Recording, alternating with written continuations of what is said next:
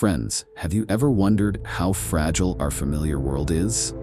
Imagine this: one bite, one drop of blood, and humanity stands on the brink of extinction. Today, I'm going to tell you a spine-chilling story about how an ordinary doctor witnessed the beginning of the end of the world. And believe me, you won't expect this turn of events. What I'm about to tell you will make you look at every stranger on the street in a new light. You'll learn why you shouldn't trust even those closest to you when the world is overtaken by a zombie virus, and how one wrong decision can cost not just your life, but humanity's survival. After hearing this story, you'll never sleep soundly again, and every strange sound outside your window will make your heart beat faster. It all started on an ordinary night shift at the city hospital, where the young Dr. Andre was on duty in the emergency room, flipping through medical records and sipping on his now cold coffee, unaware that this night would be the last of the old, familiar world. Outside, light rain drizzled and the dim hospital lamps cast eerie shadows on the walls, as if foretelling the coming nightmare. A team from the ambulance rushed into the emergency room at high speed, pushing a blood-soaked gurney with an elderly man writhing in convulsions. His eyes were wide open, and a hoarse growl like the sound of a rabid animal escaped from his mouth. A horrific wound gaped on his neck, a deep bite mark with jagged edges of an unusual purple hue, pulsating as though it were a living organism. What happened next would forever change Andre's perception of reality. The patient was shaking so violently that they had to strap him down to the table with the strongest leather straps. The thermometer showed an impossible 42.5 degrees Celsius, a temperature at which the human brain would literally begin to cook. But this man was not only alive, he displayed superhuman strength, tearing through thick leather straps like they were paper. "Inject him with a tranquilizer," Andre shouted, watching as 4 strong orderlies struggled to hold the convulsing patient down. The nurse plunged the needle into the patient's shoulder, injecting a dose strong enough to calm an enraged bull, but it had no effect. On the contrary, the patient became even more aggressive.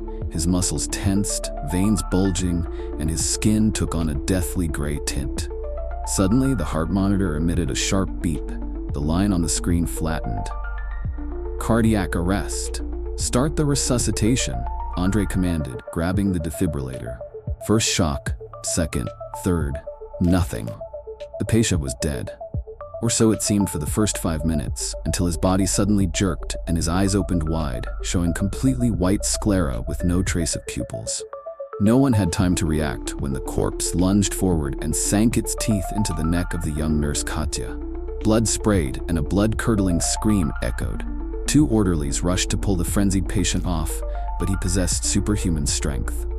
Only a shock from a taser used by a security guard forced him to finally loosen his grip and collapse to the floor.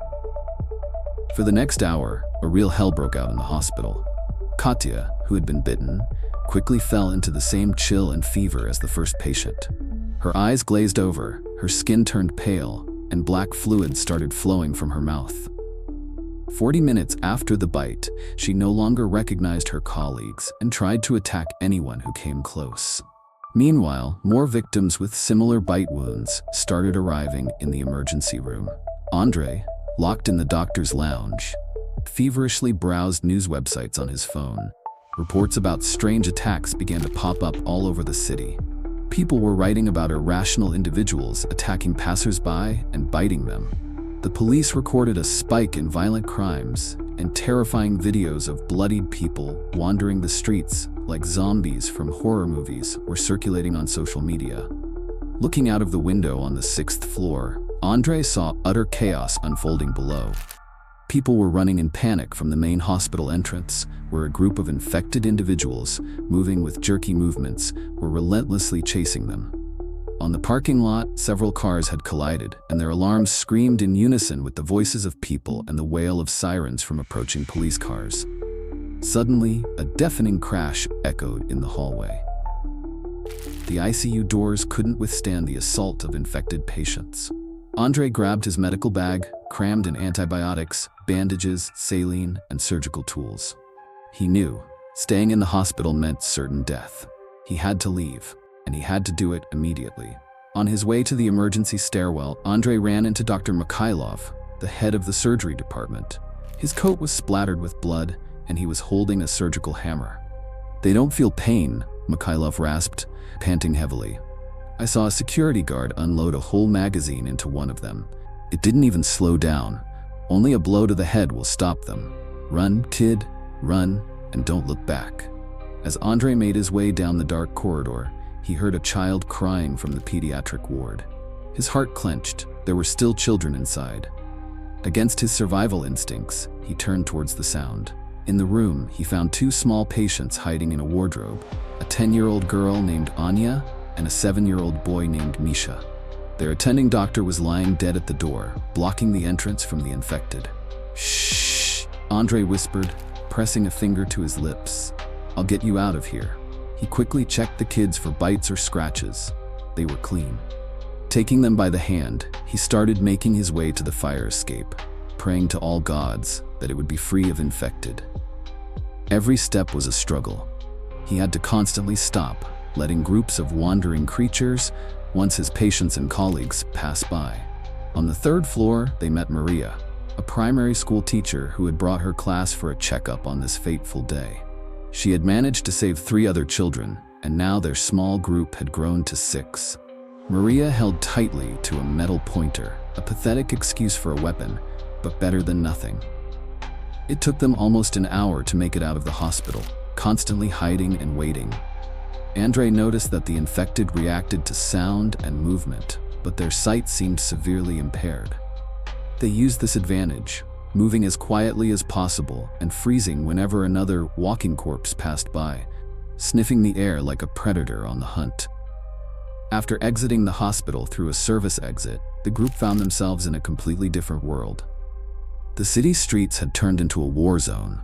Burning cars illuminated the night sky with an eerie orange light, store windows were shattered, and the air was thick with the stench of smoke and fear. In the distance, random gunfire and cries of people mixed with the inhuman growls of the infected.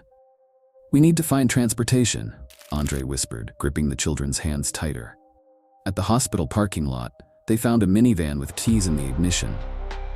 The owner had probably fled in panic without turning off the engine. The interior was marked with dark bloodstains on the seats, but they had no choice. Maria quickly cleaned the interior with antiseptic wipes, while Andrei stood guard with an improvised weapon, an IV drip stand with a heavy metal base. Suddenly, a new survivor appeared from the darkness. A heavily pregnant woman named Elena, who was crying as she recounted how her husband had right in front of her eyes when they tried to make their way to the maternity hospital. The group couldn't leave the expectant mother alone, and Andrei decided to take her along, understanding that it would increase the risk for everyone. On their journey, they encountered a military patrol trying to organize the evacuation of civilians. But when the soldiers began checking everyone for bites, tragedy struck. One of the evacuees hid their bite and transformed right in the middle of the crowd. Panic ensued. People scattered in all directions, and the military opened fire, trying to stop the spread of the infection. Andrei quickly turned the minivan and sped in the opposite direction, realizing that large gatherings of people were now deadly. The night turned into an endless survival race. They avoided burning barricades, swerved to miss panicked crowds, and slowly passed by the wandering infected. As the gas tank ran low, Andrei remembered an abandoned military base a patient of his, a veteran, had once told him about. The base was located 50 kilometers outside the city, deep in the forest, and had been decommissioned in the 90s. On their way to the base, they had to stop at a gas station. While Andrei tried to siphon fuel from the underground reservoirs with a hose and canister, Maria watched in horror as a massive horde of infected moved along the highway, at least 100 of them, drawn by the noise and light from explosions in the city. They barely managed to hide in a small storage room at the gas station, praying that the roar of passing military helicopters would distract the horde from their shelter. They spent several agonizing hours in the storage room. Elena began feeling contractions. Stress had triggered premature labor. Andrei had to use all his medical skills in extreme conditions. With the help of a flashlight and sterile tools from his bag, he helped Elena give birth, while Maria kept calm and watched the surroundings through a crack in the door. Little Sonia was born at 3 a.m., and her first cry almost cost the entire group their lives. Several infected immediately headed for the storage room. Andre quickly handed the baby to the mother and prepared to defend the group. Fortunately, at that moment, a powerful explosion echoed somewhere in the city, and the zombies, attracted by the new sound, changed direction. At dawn, they finally arrived at the military base. The iron gates were rusted but still strong. Inside the premises, they found several residential buildings, warehouses full of canned goods, and, most importantly, an underground bunker equipped for a potential nuclear war. The solar-powered autonomous power system was still operational, and the stocks of water and food would last them for several months. The first days in the bunker were spent organizing daily life and reinforcing their defenses. Andre and Maria set up an early warning system made from tin cans strung together on ropes around the perimeter of the base. They also discovered an armory with several hunting rifles and ammunition, giving them some chance of defense in case of an attack. Maria organized a semblance of school for the children to maintain some semblance of normalcy. She taught them mathematics, reading, and writing using old textbooks and magazines found at the base. It helped distract the children from the nightmare unfolding outside and provided them with structure, a purpose to the day, and hope for the future. Andre, using medical equipment from the base's clinic, began investigating the nature of the virus. He noticed a strange anomaly. Little Anya, who had been scratched by an infected person during the escape from the hospital, not only didn't transform, but seemed to have some form of immunity. Her blood showed remarkable results under the microscope. Her immune cells were actively fighting the virus and winning. One day, their relatively peaceful existence was interrupted by the appearance of a military group on an armored personnel carrier. They were searching for survivors to evacuate to a government-established quarantine zone. But Andre, having already witnessed the disastrous attempts to create large survivor camps, made a difficult decision: to keep their presence hidden. The group lay low in the bunker until the soldiers left. 2 weeks after arriving at the base, they managed to establish radio contact with other survivor groups. The information they received was contradictory.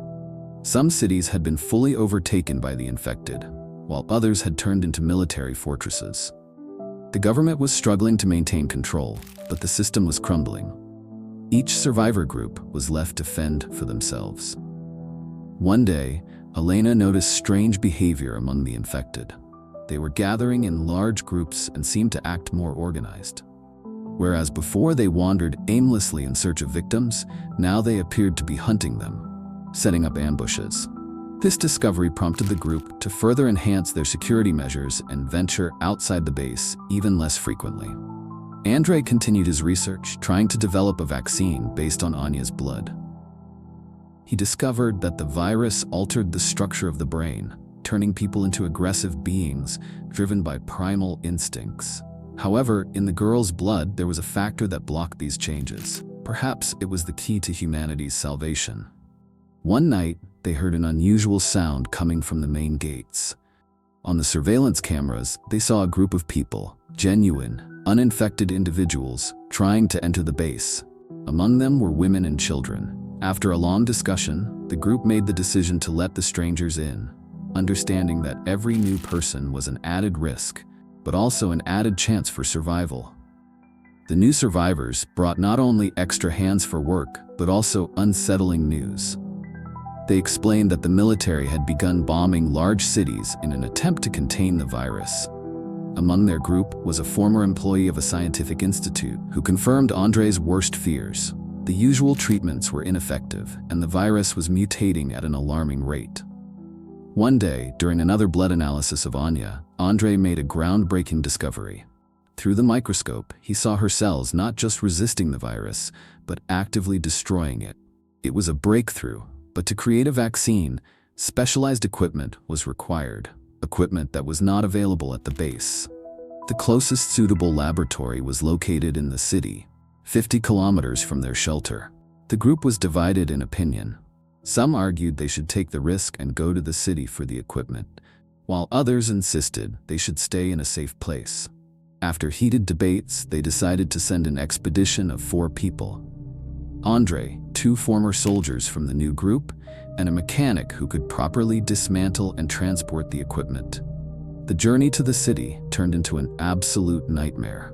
The group saw how civilization had changed in just a few weeks. Streets were littered with burned cars, bodies lay everywhere, and the air reeked of decay. Packs of wild dogs roamed the streets, and vultures circled overhead, nature quickly reclaiming control of the city. When they arrived at the lab, the group was met with an unpleasant surprise. Part of the equipment had already been dismantled and taken by the military. But the most important tools, a centrifuge and a refrigeration unit, remained. While the mechanic worked on disassembling the equipment, the rest held the perimeter. Suddenly, they heard a child's cry coming from the neighboring room. Andre went against his companion's protests and followed the sound of the crying. In a small storage room, he found a little girl clutching a stuffed bear to her chest, her face pale and tired. Nearby, the decaying body of her mother lay on the floor. The girl was weak, but most importantly, she wasn't infected. It seemed like a miracle after spending so many days in a city overrun with the infected. The return journey turned into a race for survival. The sound of the working generator had attracted the horde of zombies to the lab. The group had to fight their way through the crowds of infected, carrying heavy equipment and protecting the child. They lost one person in the process. The mechanic sacrificed himself to ensure the rest of the group could escape. Back at the base, Andre immediately set to work. The blood analysis of the rescued girl showed the same results as Anya's. It confirmed a natural immunity to the virus. This couldn't be a coincidence. There was something in the genetic makeup of these children that made them special, and it could be the key to saving humanity. The vaccine development progressed slowly but steadily. Each day brought new breakthroughs, but also new challenges. Andre barely slept, consumed by the idea of finding a cure. Meanwhile, news from other survivor groups grew more concerning. The infected continued to evolve, becoming stronger and more intelligent. On the 40th day of research, a breakthrough occurred. The first experimental vaccine was ready. Now came the hardest part: testing. A volunteer from the military stepped forward, understanding the risks. The injection was administered, and the group anxiously awaited the results. The early signs were promising. The volunteer's body did not reject the vaccine. After a week, they conducted a test. They scratched the volunteer with the blood of an infected person. He did not transform. It was a victory, however small, but it sparked hope for the future. Through radio communication, they began to spread the news of the vaccine to other survivor groups. Gradually, the base became a true scientific hub. Doctors and medical personnel from other shelters arrived, ready to assist in the production and distribution of the vaccine. But with increasing notoriety came new problems. One day, a group of armed men attacked the base, attempting to steal the vaccine formula. They were able to repel the assault, but it was clear that they would not only have to fight the infected, but also defend their hope of salvation from those who would use it for their own purposes. 6 months had passed since the outbreak. The small shelter had transformed into a fortress of hope. The vaccine was being produced, medics were being trained, and survivors were taken in. Slowly, a new civilization was taking shape, a more united one, understanding the value of mutual aid and humanity. What happened next to our heroes? Did humanity manage to defeat the virus? Could the vaccine save the world? These questions remain open, but one thing is certain. The story proved that even in the most terrifying circumstances, people have the ability to unite and find a way to survive.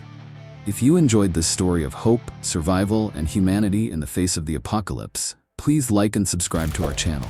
Share your thoughts in the comments. What would you do in the hero's shoes? What would you take with you in a zombie apocalypse? I'll make sure to read the most interesting comments in the next episode. And remember, sometimes a single bite can change the fate of the world, but sometimes one person can change the fate of humanity.